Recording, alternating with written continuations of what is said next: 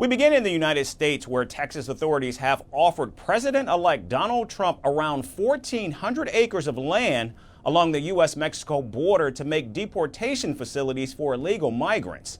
In a letter sent to Donald Trump, Texas Land Commissioner Dawn Buckingham said she's committed to using every available means to secure the U.S. border completely.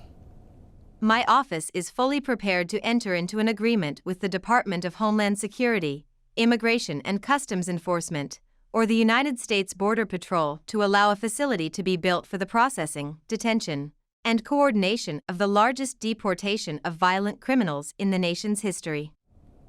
The Texas official said she recently acquired the farmland from a person who refused to allow the government to build border walls on the property and blocked land access to law enforcement. Now the land, which is located near the Rio Grande City, could be used as part of the president-elect's wider deportation strategy.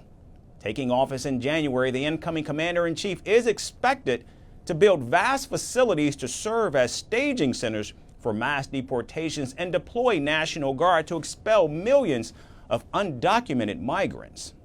The real threat is what's happening at our border, because you have thousands of people being killed by illegal migrants coming in and also dying. You have women dying as they come up.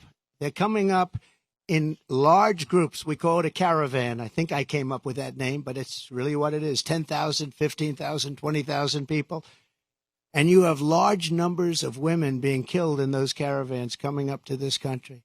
And then when they get here, they can go into the country and they end up being sex slaves and everything else.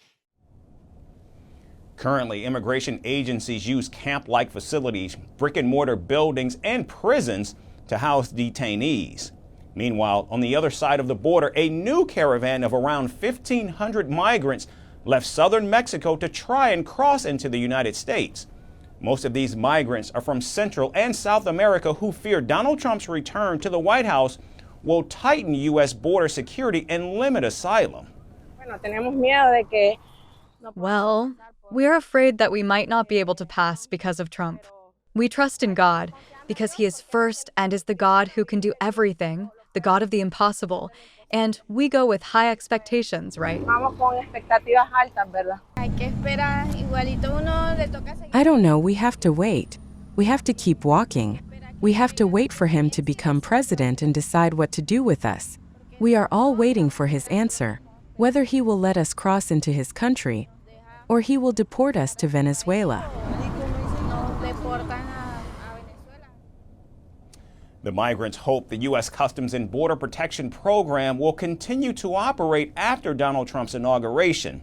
The president-elect has vowed, however, to end the CBP program, which has brought some degree of relief to asylum seekers along the U.S.-Mexico border. We are very afraid because supposedly they are going to start closing CBP-1 appointments.